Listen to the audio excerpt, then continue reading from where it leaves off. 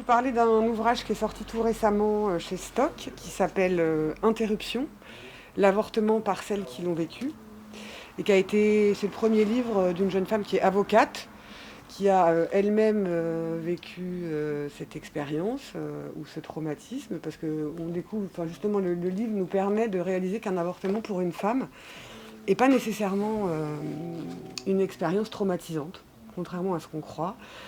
Moi, je pense que l'avortement est une question politique et qu'aujourd'hui, elle est d'actualité et que ce sera toujours un droit fragilisable. Donc ça me semblait important de faire un focus sur ce livre. Ce que j'ai trouvé particulièrement intéressant et touchant sur ce livre, c'est qu'elle a été amenée à rencontrer au moins une bonne vingtaine de femmes qui sont passées par là. Mais c'est des rencontres qu'elle a faites par amis d'amis. Donc du coup, c'était vraiment propice à un témoignage très intime. Et du coup, on a accès, je trouve, à des récits de cette expérience qui peuvent surprendre. Et son idée, c'était de dire que voilà, c'est pas aux autres et c'est pas à la société de juger si l'avortement doit être une expérience traumatisante ou doit marquer une femme à vie, que chaque avortement est différent.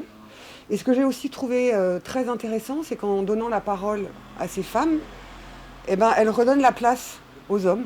Parce que ne l'oublions jamais, a priori, l'avortement est quand même le résultat d'une histoire à deux, quelle qu'elle soit.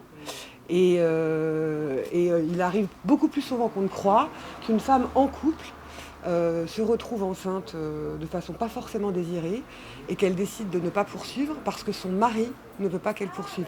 Pas parce que, et que ça va être un geste d'amour en fait pour elle. Et ça me semblait important parce que je trouve qu'on parle souvent très très mal en fait de ce droit.